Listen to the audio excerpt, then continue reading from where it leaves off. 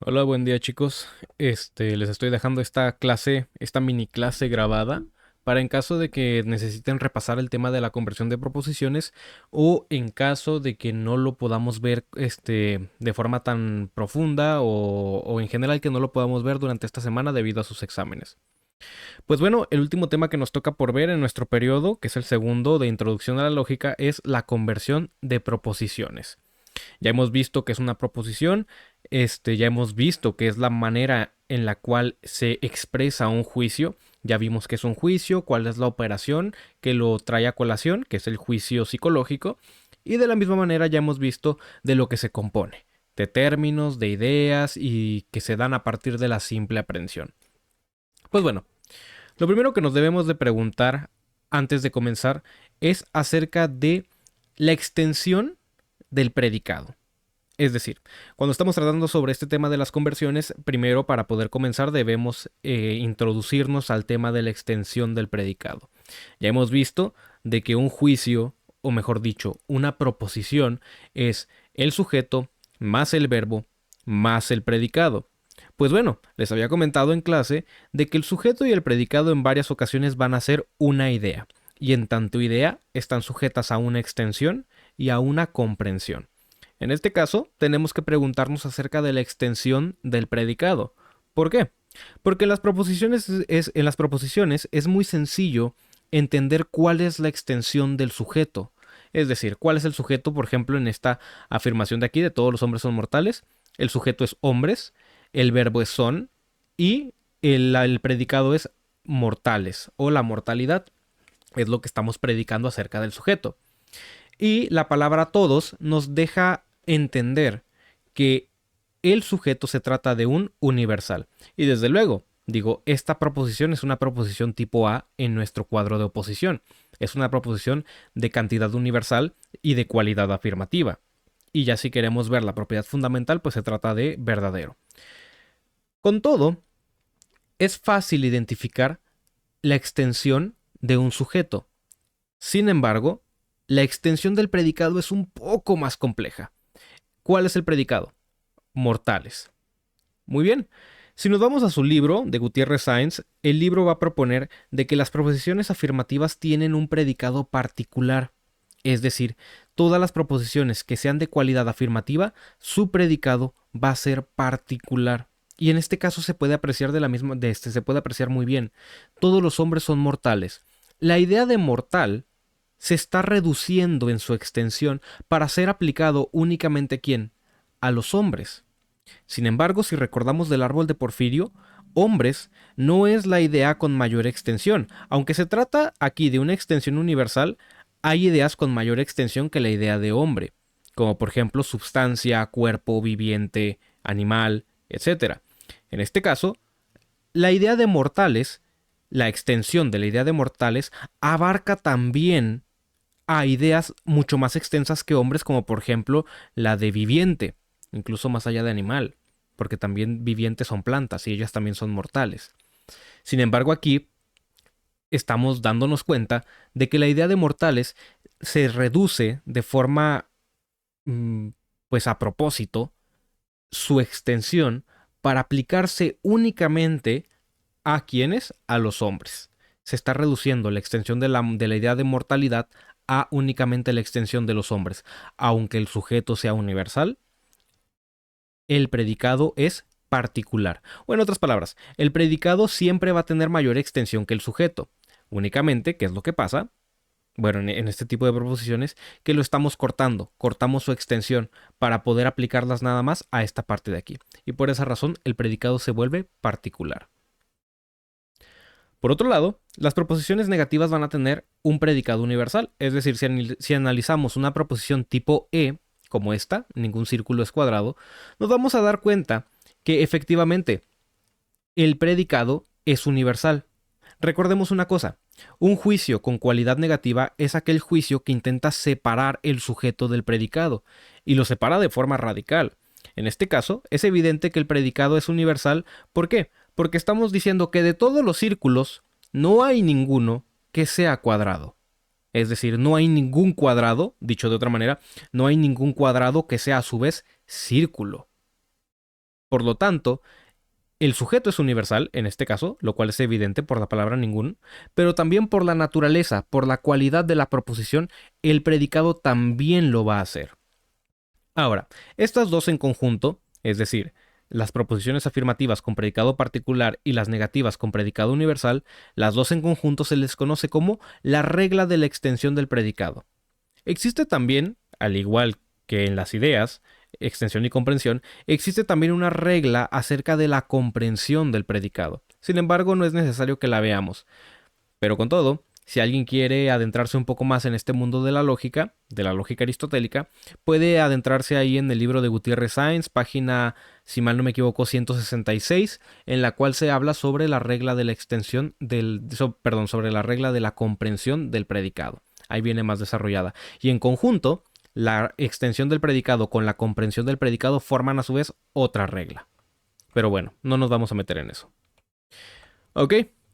Por lo tanto, ya empezando nuestro tema, hay que preguntarnos tal cual qué es una conversión.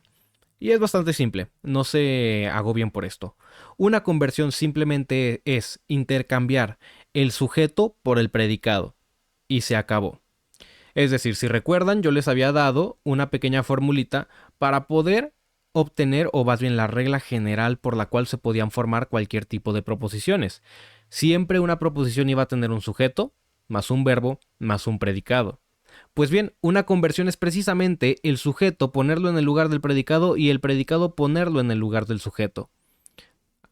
Quedaría de esta manera.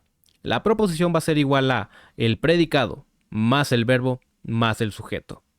Recuerden que antes del sujeto, siempre en las proposiciones, tenemos los cuantificadores todos, algún, etc. Esos se van a conservar en su lugar. Los únicos que intercambian su lugar son el sujeto y el predicado, no los cuantificadores. Esos no se mueven. Y de forma particular para esta clase vamos a ver dos tipos de conversiones, la conversión simple y la conversión accidental. ¿Qué quiere decir cada una de ellas? Pues bueno, la primera que vamos a estudiar es la conversión simple. Esta es bastante sencilla. La conversión simple se apega a la definición de conversión tal cual. Es simplemente intercambiar el sujeto y el predicado sin mayor alteración. Simplemente agarrar el sujeto, ponerlo en el lugar del predicado y el predicado poder ponerlo en el lugar del sujeto. Y lo podemos ver de la siguiente manera. Por ejemplo, aquí tengo dos ejemplos. Ningún cuadrado es rectángulo. Ningún rectángulo es cuadrado. Si esta es mi proposición original, ningún cuadrado es rectángulo, se trata de una proposición tipo E. Es decir, con sujeto universal, con cualidad universal, perdón, con cantidad universal y con cualidad negativa. Ok.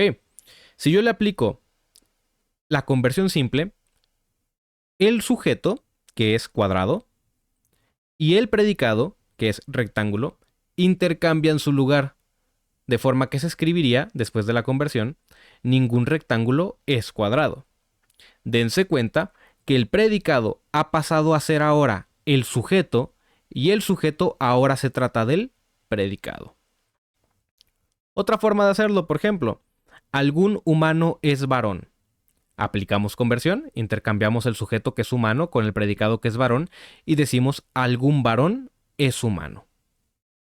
Ahora, solo este tipo de proposición, solo las proposiciones tipo E y tipo I pueden admitir esta conversión. Una proposición tipo A no la admite. Por ejemplo, todos los hombres son mortales. Si aplicamos la conversión simple, diría todos los mortales son hombres. Sin embargo, ya no tiene sentido.